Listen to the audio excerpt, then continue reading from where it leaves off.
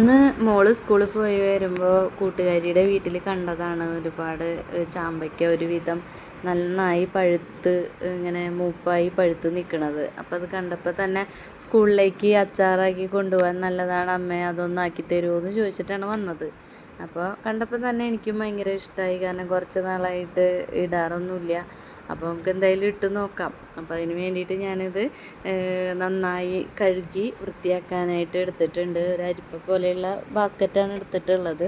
അതിലിട്ട് നന്നായി അതിനെ കഴുകി വൃത്തിയാക്കുന്നുണ്ട്. കാര്യം അത് നല്ല ചാമ്പയ്ക്കയാണ്, നമ്മൾ മരത്തുമ്പോൾ തന്നെ പൊട്ടിച്ചിട്ടുള്ളതാണ്. ഒരു വിഷമടിച്ചിട്ടുള്ളതോ അല്ലെങ്കിൽ ഒരു പുഴുക്കേടോ അങ്ങനെ ഒന്നും തന്നെ ഇല്ല. എന്നാലും നമ്മൾ നന്നായി കഴുകുന്നുണ്ട്. കഴുകി അതിൽ ഉള്ള കീടങ്ങളുണ്ടെങ്കിൽ അതും പോകും. മാത്രമല്ല അതിൻ്റെ പൂവ് ഒക്കെ ഉള്ളിലുണ്ട്, അപ്പോൾ അതും പോകും. അപ്പോൾ അതിന് വേണ്ടിയിട്ട് നമ്മൾ നന്നായി കഴുകി വൃത്തിയാക്കിയിട്ടുണ്ട്. വൃത്തിയാക്കിയത് നമുക്ക് വെള്ളം വാരാൻ വേണ്ടി കുറച്ച് നേരം വെച്ചു.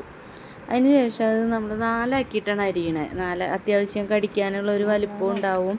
അപ്പോൾ അതിന് വേണ്ടിയിട്ട് നാലാക്കി അരിയുന്നുണ്ട്. അപ്പോൾ അതിൻ്റെ ഉള്ളിൽ തന്നെ നമുക്ക് ചാമ്പയ്ക്കയുടെ കുരുണ്ട്. ആ കുരുവിനെ നമ്മൾ അതിൽ നിന്ന് മാറ്റിയെടുത്ത് വൃത്തിയാക്കി എടുക്കുകയാണ്. നാലാക്കുമ്പോൾ അത്യാവശ്യം നമുക്ക് കടിക്കാനുള്ള ഒരു വലിപ്പം ഉണ്ടല്ലോ എന്ന് വെച്ചിട്ടാണ് ആക്കണത്. ഒരുപാട് ചെറുതായി കഴിഞ്ഞ് കഴിഞ്ഞാൽ ഉടഞ്ഞാലോ എന്നുള്ളൊരു ഇതുകൊണ്ട്. അപ്പോൾ നമ്മൾ അതിന് വേണ്ടിയിട്ട് കടുക് സാധനങ്ങളൊക്കെ ഞാനിവിടെ എടുത്ത് വെച്ചിട്ടുണ്ട്, ഇൻഗ്രീഡിയൻസ്. അപ്പോൾ കടുക്, വെളുത്തുള്ളി, ഇഞ്ചിയും കുനുകുനുന്നെ അരിഞ്ഞ് വെച്ചിട്ടുണ്ട്. പിന്നെ അതിലേക്ക് പച്ചമുളക്, നാടൻ പച്ചമുളകാണ്, നമ്മുടെ വീട്ടിൽ തന്നെ ഉണ്ടായതാണ്. പിന്നെ നമുക്ക് കായപ്പൊടി, ഉലുവപ്പൊടി ഇത് രണ്ടും പൊടിച്ച് വെച്ചിട്ടുണ്ട്. പിന്നെ ഇത് നന്നാക്കിയപ്പോൾ നമുക്ക് ഏകദേശം ഒരു ബൗളാണ് കിട്ടിയിട്ടുള്ളത്. ആ ഒരു ബൗളിന് കണക്കാക്കിയാണ് നമ്മൾ ഇത് എടുത്തിട്ടുള്ളത് കേട്ടോ. പിന്നെ ഇത്തിരി വിനാഗിരി എടുത്ത് വെച്ചിട്ടുണ്ട്. അപ്പോൾ വിനാഗിരി ഉണ്ട്. പിന്നെ ഇതിലേക്ക് വേണ്ട എന്താ പറയുക, മഞ്ഞൾപ്പൊടി, മുളക് പൊടി ഇത് രണ്ടും എടുത്ത് വെച്ചിട്ടുണ്ട്. അത് കാശ്മീരി പൊടിയാണെങ്കിൽ നല്ലതാണ്, കുറച്ചുകൂടെ നല്ല കളറൊക്കെ ഉണ്ടാവും. പിന്നെ ഞാൻ നോർമലായിട്ടുള്ളത് തന്നെയാണ്, ഒരു 2 ടീസ്പൂൺ എടുത്ത് വെച്ചിട്ടുണ്ട്. 1 ടീസ്പൂൺ മഞ്ഞൾപ്പൊടി എടുത്ത് വെച്ചിട്ടുണ്ട്. പിന്നെ ഉപ്പ് നമുക്ക് ഓരോരുത്തർക്കും ഓരോ അളവുണ്ട്, എങ്കിലും ഞാനിത് ഏകദേശം 2 ടീസ്പൂൺ എടുത്ത് വെച്ചിട്ടുണ്ട്. അപ്പോൾ ഇനി വേണമെങ്കിൽ നോക്കിയിട്ട് ഇടാമെന്നുള്ള ധാരണയിലാണ് വെച്ചിട്ടുള്ളത്. പിന്നെ വെളിച്ചെണ്ണയാണ് നമ്മൾ ഒഴിക്കുന്നത്. വെളിച്ചെണ്ണ ഒഴിച്ച് നന്നായി മൂപ്പിക്കുക. അപ്പോൾ നമ്മൾ എന്തായാലും ഇത് അധികം നാളത്തേക്കൊന്നും നമുക്ക് എടുത്തു വയ്ക്കാനായിട്ട് പറ്റില്ല. ചാമ്പയ്ക്ക ആയതുകൊണ്ട് എത്ര നാളിരിക്കുമെന്ന് പറയാൻ പറ്റില്ല. അപ്പോൾ ഒരു 2 ആഴ്ച കണക്കാക്കിയാണ് ഞാനിതിപ്പോൾ ഇട്ടിട്ടുള്ളത്. അപ്പോൾ വെളിച്ചെണ്ണയിലേക്ക് കടുക് ഇട്ടിട്ടുണ്ട്. കടുക് നന്നായി മൂത്ത് പൊട്ടി കഴിയണം. പൊട്ടി വരുമ്പോഴത്തേക്കും നമുക്കതിലേക്ക് ഇഞ്ചി ഇട്ട് കൊടുക്കാം. ഇഞ്ചി ഒന്ന് ഇതാകുമ്പോഴത്തേക്കും വെളുത്തുള്ളിയും ഇട്ട് കൊടുക്കുന്നുണ്ട്. അങ്ങനെ വെളുത്തുള്ളിയും ഇഞ്ചിയും കൂടെ ഒന്ന് നന്നായി മൂത്ത് വരുന്നുണ്ട്. അപ്പോൾ അത് അതിൻ്റെ പച്ചമണം ഒന്ന് മാറുന്ന വരെ ഒന്ന് മൂക്കാൻ വെച്ചിട്ടുള്ളതാണ്. പിന്നെ അതിലേക്ക് നമുക്ക് അരിഞ്ഞു വെച്ചിട്ടുള്ള നമ്മുടെ പച്ചമുളകും ഇടാം. ഞാൻ ഒരെണ്ണം എടുത്തിട്ടുള്ളൂ, കാരണം അത്യാവശ്യം മുളക് പൊടി 2 എണ്ണം എടുക്കുന്നുണ്ടല്ലോ, 2 ടീസ്പൂൺ എന്ന് കരുതിയിട്ട് ഒരു പച്ചമുളക് എടുത്തിട്ടുള്ളൂ. നല്ല എരിവാണ്. ഞാൻ പറഞ്ഞില്ലേ, നമ്മുടെ വീട്ടിൽ തന്നെ ഉണ്ടായിട്ടുള്ള പച്ചമുളകാണ്.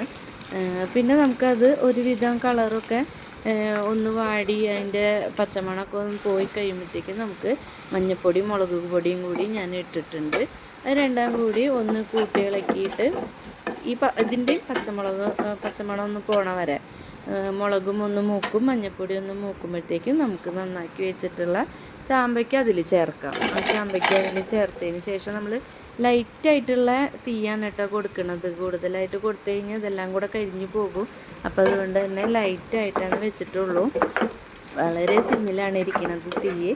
അതിന് ശേഷം അത് നന്നായി ഇളക്കി കൊടുക്കുക. അത്യാവശ്യം വലിയ കഷ്ണങ്ങളായത് കൊണ്ട് തന്നെ നമുക്ക് ഇളക്കാൻ ചെറിയൊരു ബുദ്ധിമുട്ടൊക്കെ ഉണ്ടായിരുന്നു. ഇങ്ങനെ അതിൽ കിടന്ന് അങ്ങോട്ടും ഇങ്ങോട്ടും ഇതാവുമായിരുന്നു. എന്നാലും നമ്മൾ അതിനൊന്ന് അങ്ങോട്ടും ഇങ്ങോട്ടും ഇളക്കി ഒന്ന് ഒതുക്കിയെടുത്തിട്ടുണ്ട്. അങ്ങനെ അതിന് ശേഷം അതിലേക്ക് നമുക്ക് കായപ്പൊടി, ഉലുവപ്പൊടി ഒക്കെയാണ് ഇനി ഇടാനുള്ളത്. അപ്പോൾ ഒന്ന് വാടി വരുന്നുണ്ട്. അത്യാവശ്യം ഒന്ന് വാടി വരുമ്പോഴത്തേക്കും അതിൽ വെള്ള കളറ് കാണുന്നത് ചാമ്പയ്ക്കയുടെ ഉൾഭാഗമാണ് കേട്ടോ. അതൊക്കെ ഒന്ന് വാടിയപ്പോഴത്തേക്കും നമ്മൾ ഉലുവപ്പൊടിയും കായപ്പൊടിയും കൂടെ ഒരുമിച്ചിട്ട് തന്നെ ഇട്ടിട്ടുണ്ട്.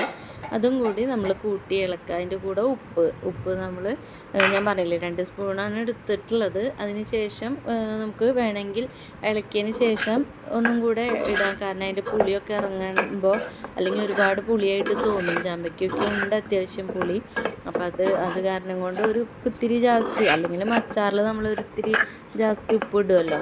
അപ്പോൾ അത് കാരണം കൊണ്ട് നമ്മൾ ഉപ്പ് കുറച്ചും കൂടെ ഇടേണ്ടി വരും തോന്നുന്നു. അപ്പോൾ നമുക്ക് ഫസ്റ്റ് തന്നെ ഇത് കൂട്ടി ഇളക്കി പിന്നെ അതിലേക്ക് നമുക്ക് എടുത്തു വെച്ചിട്ടുള്ള ചൊറുക്കയാണ് ഒഴിക്കേണ്ടത്. അതും ഒഴിച്ചു കൊടുത്തിട്ടുണ്ട്. അത് കുറച്ച് ഒഴിച്ചാൽ മതി അപ്പോഴത്തേക്കും. പിന്നെ ഇത് ഒരുപാട് ചാറ് പോലെയൊക്കെ ആക്കണമെങ്കിൽ തിളപ്പിച്ചാറിയ വെള്ളം കുറച്ച് ചേർക്കാം. പിന്നീട് നമുക്ക് കുറച്ച് വെള്ളമേ വേണ്ടൂ. കാരണം സ്കൂളിലേക്കൊക്കെ കൊണ്ടുപോകുമ്പോൾ ചാറ് കൂടുതലാണെങ്കിൽ അതിങ്ങനെ കുട്ടികൾക്കൊരു ബുദ്ധിമുട്ടാണ്. അപ്പോൾ എൻ്റെ അടുത്ത് പ്രത്യേകം പറഞ്ഞിട്ടും ഉണ്ടായിരുന്നു അധികം വെള്ളത്തിൽ വേണ്ട കേട്ടോ എന്ന്. അപ്പോൾ അതുകൊണ്ട് തന്നെ ഞാൻ കുറച്ച് വിനാഗിരി മാത്രമേ ഒഴിച്ചിട്ടുള്ളൂ. പിന്നീട് വെള്ളം ചേർക്കാനൊന്നും നിന്നില്ല. ഇത് ഡ്രൈ ആയിട്ട് തന്നെയാണ് ഇരിക്കുന്നത്. ആ ചൊറുക്ക എന്ന് വെച്ച് കഴിഞ്ഞാൽ വിനാഗിരി വെള്ളം കൊണ്ട് തന്നെ ഞാൻ അത്യാവശ്യം അതിലേക്ക് വേണ്ടതായ വെള്ളം ഒരു കുഴമ്പ് രൂപത്തിലേക്കുള്ളത് റെഡിയാക്കിയിട്ടുണ്ട്. അങ്ങനെ ഇത് നന്നായി ഇളക്കി കൊടുക്കുക. ഇപ്പോഴും തീ ഒരു ചെറിയ സിമ്മിൽ തന്നെയാണ് ഇരിക്കുന്നത്. ഒന്ന് സിമ്മിലാവുമ്പോൾ നമുക്ക് ആ ഒരു ചാമ്പയ്ക്കയുടെയും ഒരു പച്ചമണവും പിന്നെ ഒരു ഇതും ഒന്ന് കുറയാൻ ഒന്ന് ചെറിയൊരു വേവ് പോലെ ആയിക്കോട്ടെ എന്ന് കരുതിയിട്ട് തന്നെയാണ് ഞാൻ സിമ്മിൽ ഇട്ടിട്ടുള്ളത്. പിന്നെ ഞാൻ തീയൊക്കെ ഓഫാക്കി അതിന് ശേഷം അത് നമുക്ക് ചൂടാറാനായിട്ട് വെക്കാം.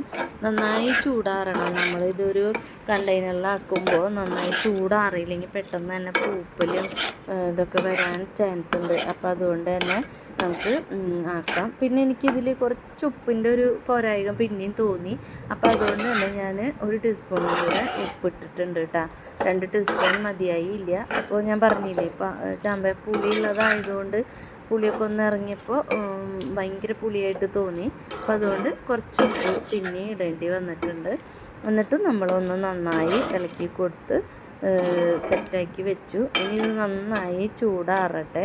ചൂടാറിയതിന് ശേഷം നമുക്ക് തീരെ വെള്ളമില്ലാത്ത ഞാനൊരു ചില്ലുകുപ്പിയാണ് എടുത്തിട്ടുള്ളത്. ഈ ചില്ലുകുപ്പി നന്നായി തുടച്ച് വൃത്തിയാക്കി വെള്ളത്തിൻ്റെ അംശമൊക്കെ കളഞ്ഞു വെച്ചതാണ്. ഇതിലേക്ക് നമുക്ക് പകർത്തി വയ്ക്കാം. ഞാൻ പറഞ്ഞില്ലേ ഒരു 2 ആഴ്ചക്കുള്ള ഒരു കാൽക്കുലേഷനിലാണ് നമ്മൾ ഇത്രയും ഉണ്ടാക്കിയിട്ടുള്ളത്. അപ്പോൾ അതിന് നമ്മൾ ഒരു തീരെ നനവില്ലാത്ത പാത്രത്തിലേക്ക് മാറ്റുകയാണ്. ഇത് നമുക്ക് 2 ആഴ്ച എന്തായാലും ഇരുന്നോളും. ഇതിൽ വെക്കണമെന്നില്ല, ഫ്രിഡ്ജിൽ വെക്കണമെന്നില്ല. ഇനി നമുക്ക് അതിൽ കൂടുതൽ ദിവസത്തേക്ക് ആവശ്യമുണ്ടെങ്കിൽ നമുക്ക് വെക്കണമെങ്കിൽ വെക്കാം. പക്ഷെ ഞാൻ വെച്ചിട്ടില്ല. നമ്മൾ പുറത്ത് തന്നെയാണ് ഇത് സൂക്ഷിക്കുന്നത്. നമ്മൾ സ്കൂളിലേക്കൊക്കെ കുട്ടികൾ കൊണ്ടുപോകുമ്പോൾ പെട്ടെന്ന് തന്നെ അത് തീർന്ന് പോയിക്കോളും. അപ്പോൾ ഇതാണ് എൻ്റെ ഫൈനൽ ലുക്ക്.